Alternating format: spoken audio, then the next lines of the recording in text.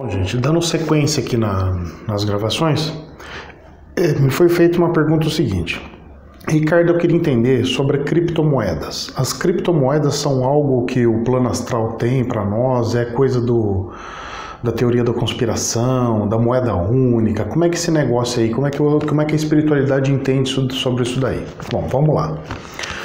As pessoas primeiro precisam entender o que é criptomoeda. A criptomoeda, ela é uma moeda virtual. O que seria moeda virtual? Sabe aquelas moedas de joguinhos?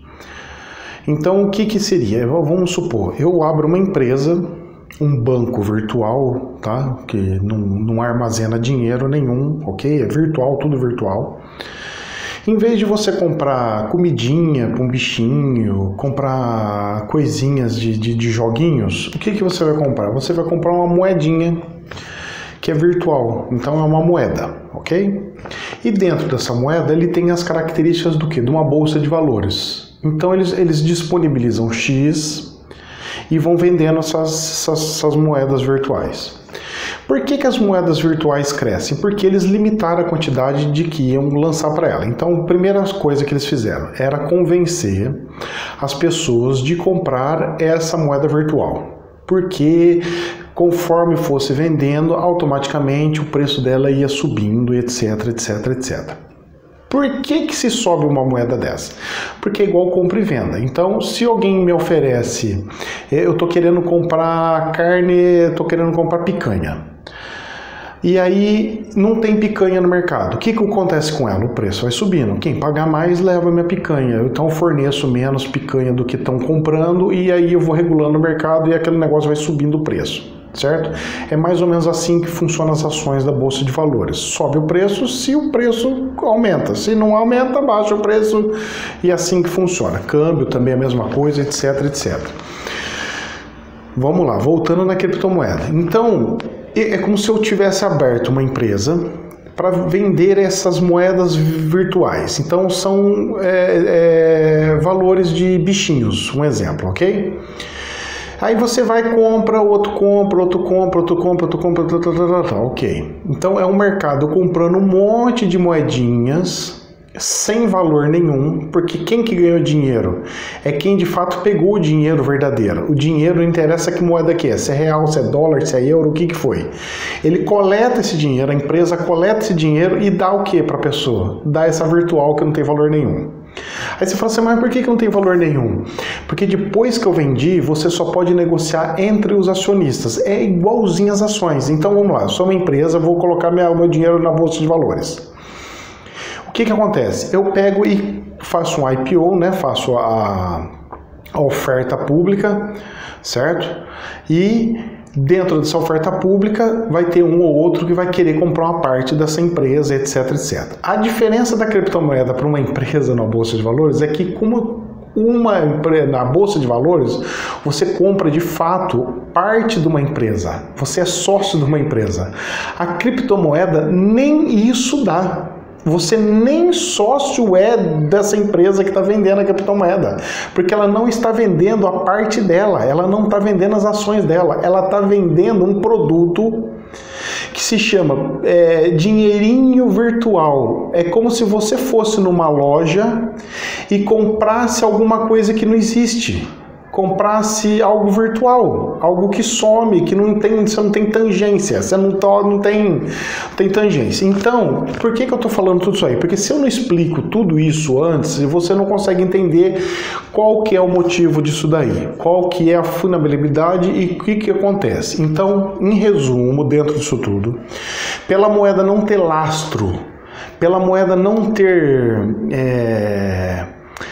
como que a gente pode falar, ela não ter força em si, virou algo extremamente especulativo. É como se fossem as opções da Bolsa de Valores. Pode ser, pode não ser. Ou você ganha um monte, você perde um monte. É mais ou menos isso que acontece. Aí as pessoas falam, mas eu ganhei muito dinheiro, esse cara não sabe o que está falando. Eu estou falando a parte técnica, ok? Ela não tem valor nenhum. Se amanhã a empresa falar assim, eu vou largar o computador ligado lá e o povo fica brincando do jeito que quiser, e eu já peguei, já vendi todas as moedinhas que eu ia vender, meus bichinhos de virtual, e acabou. Acabou, o cara já enfiou o dinheiro, ele já vendeu o produto dele. O produto dele é um softwarezinho, um número no computador, simples assim, nem mais nem menos. Agora vamos lá ver a parte espiritual nisso tudo. Criou-se um mecanismo muito inteligente. Então, por que muito inteligente? Porque é como se fosse uma base em vários países, ok? Então é uma base onde nós temos em tudo quanto que é país, como se fosse um banco mundial de fato, um banco internacional de fato, onde ele está em qualquer lugar do planeta, seja o país X, Y, Z. Porque você só precisa da internet e a moeda é convertida de imediato, ok? Perfeito. Então, essa lógica da criptomoeda pode ser empregada num futuro, mas com lastro. E qual que seria o melhor lastro para se fazer? Platina, ouro ou metais preciosos ou coisas do gênero. Então, Ricardo, você acredita que podemos ter uma moeda única? Eu acredito que nós possamos ter uma moeda única, apesar que nós já temos uma moeda única. O ouro já é uma moeda única. Se eu pegar barras de ouro e for em qualquer lugar do planeta, eu vou conseguir comprar e vender a moeda do país local. Então nós, de certa forma, já temos a moeda única. Ela só não é muito utilizada pelos pobres mortais como nós, mas é muito utilizada pela nata da sociedade internacional. Então, se você pegar sheiks, se você pegar reis, príncipes, esses caras que comandam empresas e tudo mais, eles têm lastro em ouro. Os bancos também costumam ter reserva em ouro. Então, de certa forma, já tem essa moeda internacional, que é para baixar justamente o custo de transporte de um lado e para o outro, ok? Então já tem esse comércio? Tem. É dividido, é diluído? Sim. Nós também temos comércio de grãos, de milho, de soja, de café e de um monte de coisa. Tudo que é negociável é uma moeda. Se eu pego e negocio dólar, é uma moeda. Se eu pego e negocio soja, é uma moeda. Quando eu coloco ela numa bolsa de valores e falo qual que é o preço, se está mais, está menos, está mais, está menos, o seu produto que você produz, ele é uma fábrica de dinheiro. Então, se você planta maçã, ele é uma fábrica de dinheiro. Você vai, cultiva, espera, chove, água, não sei o que, sai a maçã. Essa maçã você vai e vende para alguém, ou seja, você transformou ela em dinheiro. Então você fabricou dinheiro, ok? Então o princípio da fabricação e da moedas são essas. E o que faz uma moeda valorizar ou desvalorizar? É a procura dela. Então, se todo mundo começar a comprar dólar, automaticamente o preço do dólar começa a subir. Então, vamos lá, um exemplo. No planeta nós temos Venezuela, mas não sei o que, Argentina, mas um monte de país que está entrando numa crise por causa da guerra. As pessoas, para se protegerem, para poder fugir e sair daquele país, elas precisam de uma moeda que é aceita no planeta inteiro. Então ela vai correr atrás do quê? Do euro, do dólar. E aí o que acontece? Tem dólar sobrando? Quem que quer pegar e trocar o dólar pela moeda desse país que está quebrando? Vamos imaginar que eu estou indo para Venezuela, estou cheio de dólar. Aí quero ir lá na Venezuela, o pessoal está querendo comprar dólar, judiação. Só que eu dou o que para ele? Eu dou o dólar e ele vai me pagar com o quê? Com a moeda dele. Eu quero a moeda dele? Não. Então, para eu poder vender, para se tornar algo viável, para eu querer fazer algum tipo de negócio com essa pessoa, com esse país, ou com a pessoa que está comprando a minha moeda, que é um produto, moeda é produto. E o que acontece? Eu preciso ganhar muito em cima, porque eu sei que senão eu vou perder muito dinheiro. Tem algum outro lugar que eu possa fazer algum empréstimo no país para realocar esse dinheiro? Não. automaticamente some o dinheiro da praça. Sumindo o dinheiro da praça, ninguém quer aquela moeda e a inflação fica desse que a gente tá vendo. 1 milhão de % e a moeda acaba não valendo nada. Por quê? Ninguém quer comprar nada dentro do país e ninguém quer trocar uma moeda que presta para um lixo de moeda, certo? Então esse é o grande perigo da questão dessa questão monetária e que as pessoas precisam entender. Então nós já temos de certa forma uma moeda global? Sim, nós já temos. O ouro é uma moeda global. O dólar também é uma moeda global, o euro também é uma moeda global.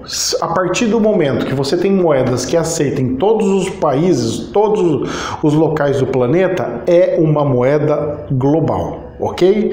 Seja em papel ou seja em produto, certo? Beleza.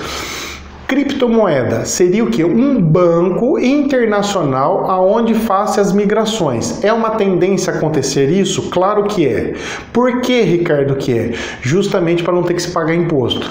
Aí eles pegam e falam assim, a sua empresa fica onde? Tem que seguir as regras daquele país. Aí é tudo virtual. Seria mais ou menos o seguinte, eu tenho um navio e ando em águas internacionais e crio uma fábrica dentro do navio. Eu pago imposto? Não. Por quê? Eu não pertenço a país nenhum. Eu não pago nem aqui, nem lá, nem aonde for. Só pago a hora que for inserir dentro do mercado, ok? Então é mais ou menos isso que estão fazendo com as criptomoedas. Com essas, os bancos têm uma tendência de se tornar internacionais. Internacionais em que sentido? Em que ponto? Aonde eles não são daquele país de fato. Eu tenho um banco, da onde que é a matriz desse país? Não existe. A matriz desse país é a internet. É mais ou menos isso que está acontecendo e vai acontecer, ok? Se não já, um pouquinho mais para frente. Em resumo, Ricardo, vai vingar a criptomoeda da forma que está? Não, porque é uma moeda de mentirinha.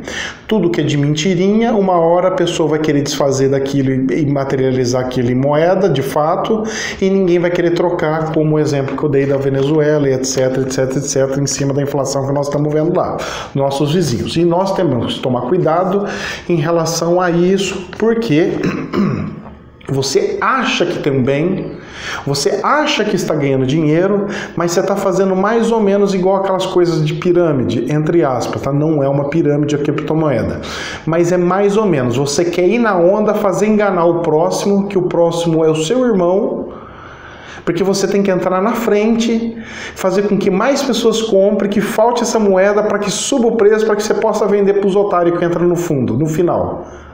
Só que esses otários são seu irmão. Esses otários é você, porque tudo está emaranhado, tudo é você mesmo, tudo é uma coisa só. Então quando você engana o próximo, você engana a si mesmo. Então fica a dica, que Deus abençoe e espero ter respondido as perguntas que me foi feita em relação a criptomoedas.